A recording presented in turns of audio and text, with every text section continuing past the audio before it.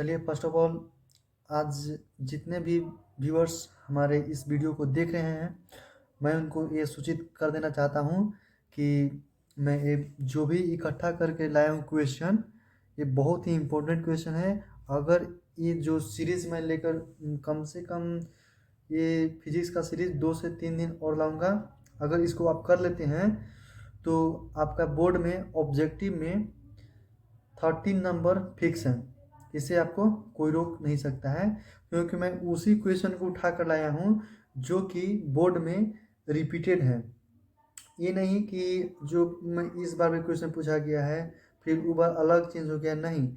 जो एक ही क्वेश्चन को बोर्ड में बार बार हर एक साल रिपीट किया जाता है, मैं उस क्वेश्चन को उठा कर लाया हूँ। तो चलिए, बहुत कम समय है हमारे पास और अब हम अपना क्वेश्चन स्टार्ट करते हैं। तो फर्स्ट क्वेश्चन है, the torque experienced by a current loop of magnetic moment placed in magnetic field vector B is. तो इसका राइट आंसर हो जाएगा ए, ऑप्शन ए आपका करेक्ट आंसर होगा। Torque is equal to vector M cross vector B. ठीक है, तो इसका करेक्ट आंसर हो जाएगा आपको सी नंबर, मैं बोल दे रहा हूँ। और अगर इसका चेंज भी कर सकता है, इसका पूरा तोड़ कर भी बता देगा, जैसे कि torque is equal to M B sine theta भी दे देगा, क्योंकि हम जानते हैं कि क्रॉस को हटाएंगे तो यहाँ पे साइन थीटा आ जाएगा। और यहाँ पे टॉर्क जो है, टॉर्क का डायमेंशन फार्मूला भी आपसे पूछ सकता है, तो लिख लीजिए। टॉर्क का डायमेंशन फार्मूला होता है M L two T minus two होता है, और वर्क का भी यही डायमेंशन फार्मूला होता है, M L two T minus two होता है। और फोर्स का डायमेंशन फार्मूला होता है क्या, M L T minus two होता है। Next question, the susceptibility of paramagnetic substance. तो जो ससेबिलिटी ऑफ पैरामैग्नेटिक सबस्टेंस होता है वो कांस्टेंट होता है, तो इसका राइट आंसर हो जाएगा एक नंबर। ठीक है, next question, unit of surface charge density is. तो unit of surface charge density is, तो इसका राइट आंसर हो जाएगा कूलम पर मीटर स्क्वायर। देखिए, मैं ज़्यादा एक्सप्लेन नहीं करूँगा, क्योंकि मैं भी जानता हूँ कि अभी आप लोगों के पास बहुत ही कम समय है, ठीक ना। और मैं उन्हीं क्वेश्चन को लाऊंगा जो कि आपके एग्ज़ाम के लिए बहुत ही महत्वपूर्ण होगा, और एग्ज़ाम में वे क्वेश्चन आने की संभावनाएं बढ़ जाएगी या बहुत ज़्यादा होगी। ठीक है, next question, question number 4, deviation of a thin prism of refractive index N and angle of prism A is. तो N minus one into A. ठीक है, एक क्वेश्चन को लिख लीजिएगा या याद कर लीजिएगा, लिखने पर तो टाइम चलेगा, लेकिन इसको बार बार देखते रहिएगा, याद करते रहिएगा। Question number 5, solar spectrum is. तो सोलर स्पेक्ट्रम कैसा स्पेक्ट्रम होता है, तो ये कंटिन्यूअस होता है, तो इसका राइट आंसर हो जाएगा। अब question number 6, the modulation index in amplitude modulation.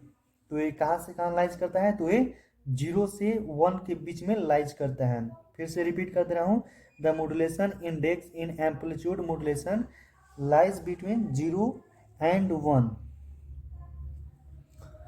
Question number 7, power of an electric circuit is. तो power of an electric circuit is V square by R होता है। Power of an electric circuit is V square by are.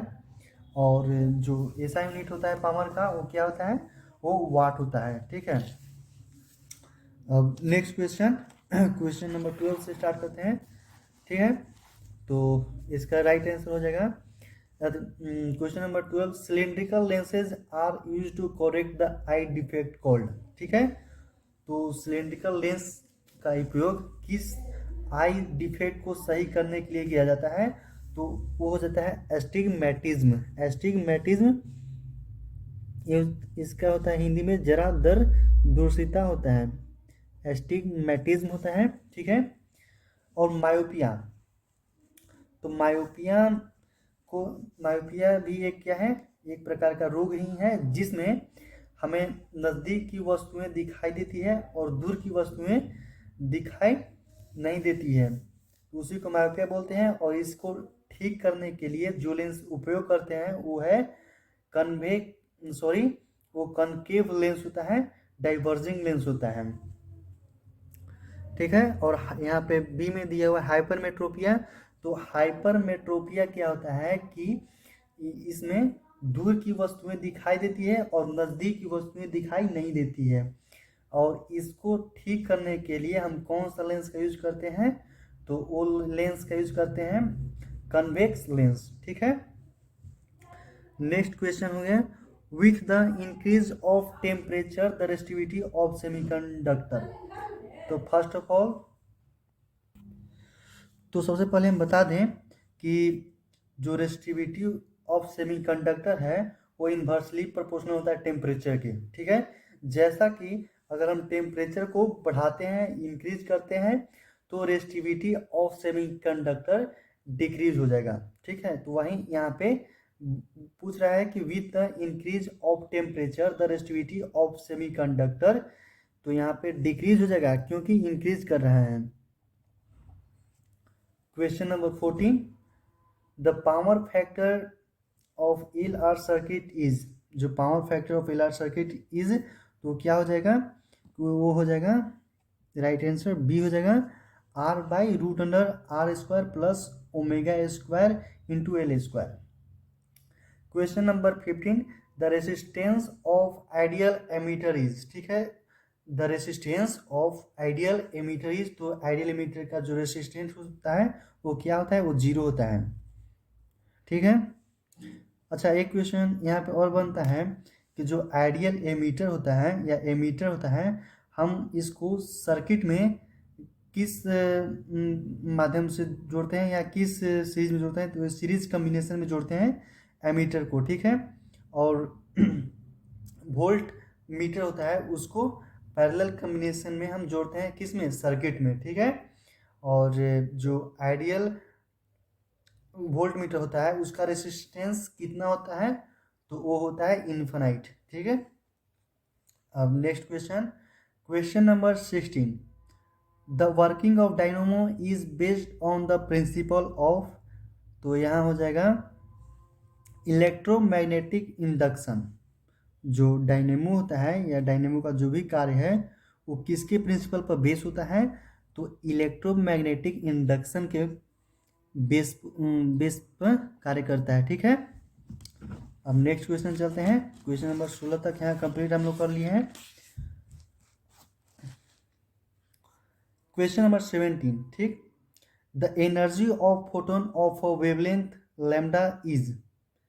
देखिए जो photon होता है ये एक कैसा पार्टिकल है, ये मासलेस, इसमें मास नहीं होता है। ठीक ना, फोटोन का, और यहाँ पे पूछ रहा है कि जो फोटोन है उसका एनर्जी क्या होता है, तो यहाँ पे राइट आंसर होगा Hc/λ। ठीक है, तो यहाँ पे H क्या हो गया, H हो गया आपको प्लांक्स कांस्टेंट। ठीक है, और C है वेलोसिटी ऑफ लाइट, और लैम्डा क्या है, तो wavelength. Next question, the value of angle of dip at the earth's magnetic pole is, तो राइट आंसर इसका हो जाएगा 90 डिग्री। अच्छा एक क्वेश्चन मैं आपसे कहता हूँ, आप इसे कमेंट बॉक्स में लिखकर डाल दीजिएगा। तो वो क्वेश्चन है, the value of angle of dip at the earth's magnetic horizontal पर जो एंगल ऑफ डीप होता है उसका वैल्यू कितना होता है, आप इसे कमेंट बॉक्स में कमेंट कर दीजिएगा। Next question 19, the boolean express for NAND gate is, तो y = a.b का बार। ठीक है, इसका राइट आंसर हो जाएगा D.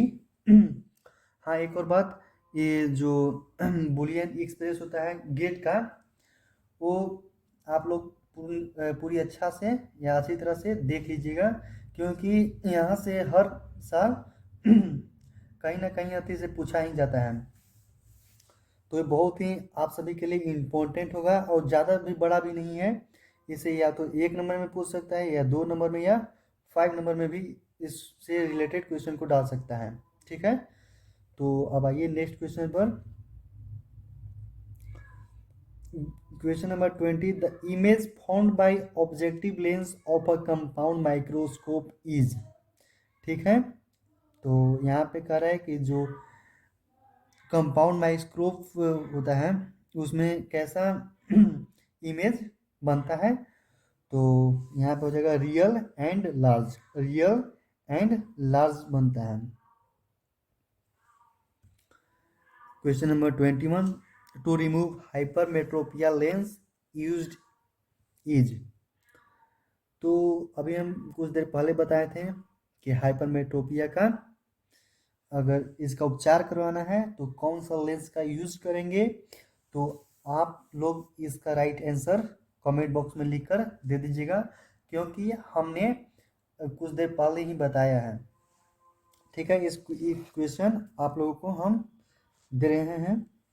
Question number 22, optical fibre communication is based on which of the following phenomena. तो ये होता है किस पर बेस होता है, तो टोटल इंटरनल रिफ्लेक्शन पर। ठीक है, जिसको हम हिंदी में बोलते हैं पूर्ण आंतरिक परावर्तन। एक और बात, जो मिराज का फॉर्मेशन ऑफ मिराज होता है या मिराज का बनना, वो किस पर किसके कारण होता है, तो भी टोटल इंटरनल रिफ्लेक्शन के कारण। क्वेश्चन नंबर 26 पाइए। ये क्वेश्चन बोल रहे हैं कि the phase difference phi is related to path difference delta x by. तो इसका राइट आंसर क्या हो जाएगा, 2 पाई बाई लैम्डा इंटू 5। ठीक है, डी इसका राइट आंसर हो जाएगा। और क्वेश्चन नंबर, अब हम कहाँ जाएंगे, 27 पर। सॉरी, आप सभी को दिखाई दे रहा होगा, क्लियर दिखाई दे रहा होगा। तो चलिए क्वेश्चन नंबर 27 से स्टार्ट करते हैं। क्वेश्चन नंबर 27 बोलता है कि the quantities which remain conserved in a nuclear reaction. तो हम आप सभी को बता दें कि न्यूक्लियर रिएक्शन और केमिकल रिएक्शन दोनों में दो चीज़ कंजर्व होता है, वो दोनों सेम होता है। वो क्या है कि पहला है टोटल चार्ज हो गया, और सेकंड हो गया नंबर ऑफ पार्टिकल्स। ये दोनों कंजर्व्ड होते हैं। तो यहाँ पे ऑप्शन में दिया है टोटल चार्ज, तो हम क्या लगाएंगे, टोटल चार्ज ही लगाएंगे। Question number 28, unit of magnetic flux. ठीक है, यूनिट ऑफ मैग्नेटिक फ्लक्स, तो उसका राइट आंसर हो जाएगा वेबर, सी नंबर। ठीक, अच्छा बात करते हैं कि टेस्ला, ये किसका यूनिट है, टेस्ला किसका यूनिट है, तो ये मैग्नेटिक फील्ड का है। और हेनरी, तो हेनरी किसका यूनिट है, तो हेनरी है इलेक्ट्रिक इंडक्शन का या इलेक्ट्रिकल इंडक्शन का। ठीक, अब क्वेश्चन नंबर 29 की तरफ चलते हैं। अच्छा एक और बात, जो जूल सेकेंड है वो किसका यूनिट है, तो वो है एंगुलर मोमेंटम का। और लीनियर मोमेंटम का क्या यूनिट होता है, तो होता है केजी मीटर पर सेकेंड। ठीक है, क्योंकि हम जानते हैं कि लीनियर मोमेंटम का फॉर्मूला होता है mass into velocity. Question number 29, Kirchhoff's second law किस पर जो होता है, sorry 29, Kirchhoff's second law is conservation of. तो जो सेकेंड लॉ होता है उसको और किस नाम से जानते हैं। ठीक है, तो किरचॉफ सेकेंड लॉ को लूप रूल से भी हम जानते हैं। अगर क्वेश्चन इसको डाइवर्ट करने के लिए या बच्चों को डाइवर्ट करने के लिए किरचॉफ सेकेंड लॉ के जगह पे लिख देगा कि किरचॉफ लूप लॉ, तो वो भी दोनों सेम होता है। तो इसका राइट आंसर हो जाएगा एनर्जी। और किरचॉफ फर्स्ट लॉ होता है वो किस पर बेस होता है, तो वो चार्ज पर होता है। और किरचॉफ फर्स्ट लॉ को हम जंक्शन रूल के नाम से भी जानते हैं। ठीक है, question number 30, wheat stone bridge compares. तो ये क्या कंपेयर्स करता है, व्हीट स्टोन ब्रिज, तो ये रेसिस्टेंस को कंपेयर करता है। Question number 31, colour of thin film is due to. तो colour of thin film is due